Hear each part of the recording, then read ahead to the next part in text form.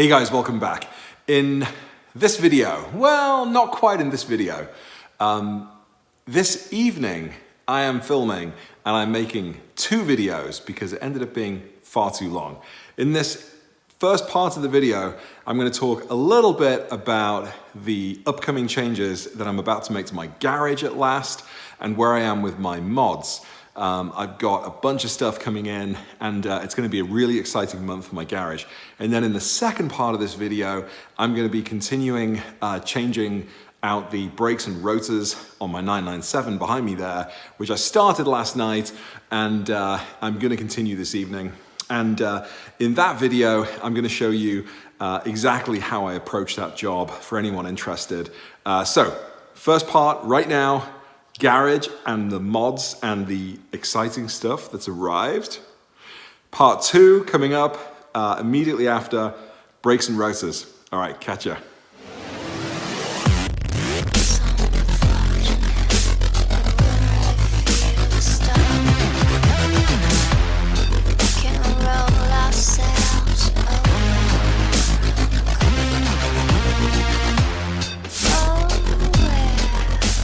Hey guys, so welcome back.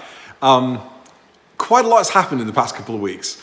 Let's start off with something ridiculous. I broke my leg, that's right. Well, I have a complex tear of my meniscus and I have a fracture to the upper plateau of my tibia. What that means is my knee is hurting like hell.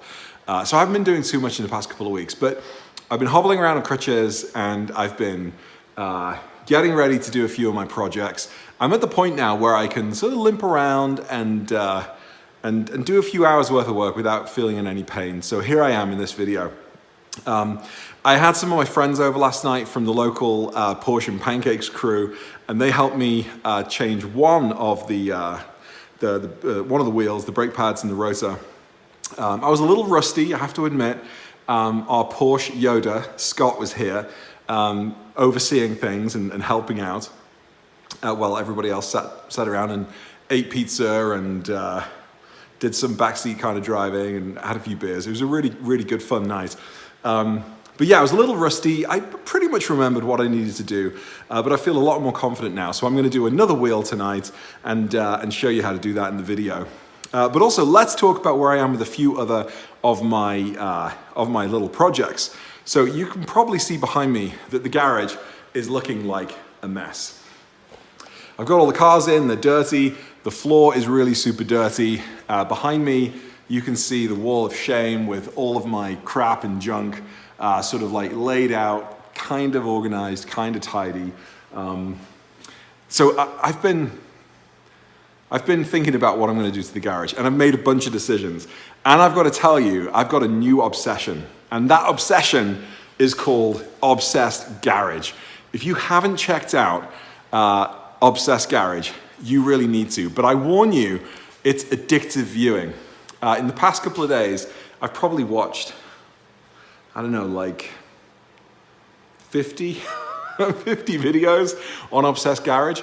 The guy who runs it, a guy named Matt, super nice guy. We've exchanged a couple of emails. I just said, big fan, please look at my videos and tell me if I'm doing okay. But, I just wanted to let him know I really like his channel, and he replied back, seems like a really nice guy. His videos are super informative. He covers a bunch of stuff from his own garage, his own setup down in Florida. He has an amazing GT3 RS, the first gen 991. I found him because he just last year did a trip to the Smoky Mountains with some friends, and he has a whole chain of videos where he's driving a Turbo S and a GT2 and a GT3 RS and a GT3 and a GT4, and it's just addictive viewing. I really like it. So check out Obsessed Garage. But because I'm watching a lot of Obsessed Garage, that has really kind of spurred me on to sort my life out and get this garage finished. So I've made a few decisions. First off, working out here the other night, it was so cold. So I'm getting some heating installed in the garage. Over here in the corner by the panel, I'm gonna have some conduit put in, which is gonna go down alongside this wall, and I'm gonna have 2 or 3 power sockets put in for appliances, regular kind of stuff in the garage. But then behind me in the corner, I'm gonna have a 7,500 watt electric heater, hardwired. And it's gonna be installed on the wall there, maybe about 8 or 9 feet in the air. It's adjustable, and it's gonna give me all the heat I need to work out here comfortably in the frickin' freezing Minnesota winters, because it does get pretty cold in here. I've just pulled the trigger on some storage. So over in this corner, if we can just see here, I've got a monkey bar coming for hanging my bikes. So my wife has 2, I have 1. At some point, the kids are gonna have a couple. So that's gonna be big enough to hang 6 bikes. And then over here behind me, from overstock.com, I found some pretty cool looking cabinets. I think they're New Age, New World, New Age. And they're gonna be coming here in about 4 weeks' time. And that's gonna pretty much take up the whole wall. So let me just come back here a little bit. So I'm gonna try and do this backwards. So in each corner, there's gonna be a tall cabinet that sort of stands at about 6.5, 7 feet high. And then along the middle, there's gonna be my Husky tool cart there, plus a gap for me to have a stool so I can bring my iMac out here and maybe even just sit here and do some work. I'm gonna have some smaller cabinets across the top. So it's essentially gonna look like a flat letter O.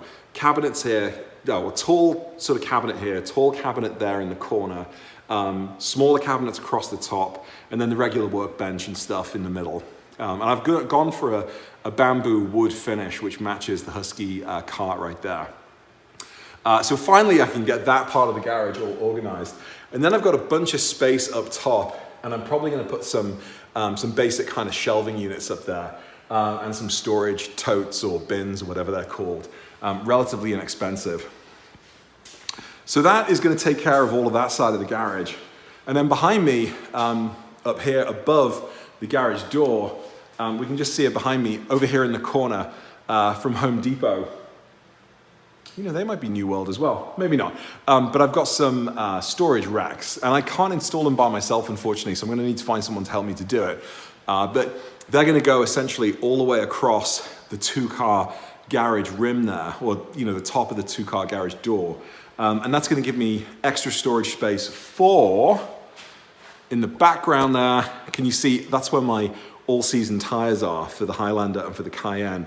So they're gonna go up top there nicely, quite flat. I think it's total weight of 550 pounds, so I'm gonna need to be careful, of course, and not put too much up there, but hopefully I can get at least 1 set of tires up there. So what else? Oh, last but not least, flooring. It looks like someone's been murdered on the floor in here, and it's a dirty, messy affair. So Minnesota winters, you know, it's non-stop snow and ice, and then you bring your car into the garage, and it melts and you pools. This does have a gradient, thankfully, so the water does slowly trickle down to the door and disappears, which is great, but it's just messy. So in a previous video, I think towards the end of last year, I looked seriously into an epoxy floor, and I really like the look of the epoxy floor, the flakes. A couple of my neighbors here on the street had that done last year.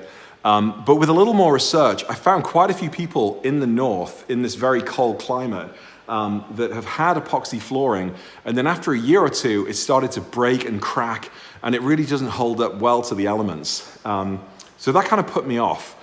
So I've looked around at a couple of different options, and I'm basically back at where I was in my old house, where I had the race deck flooring system.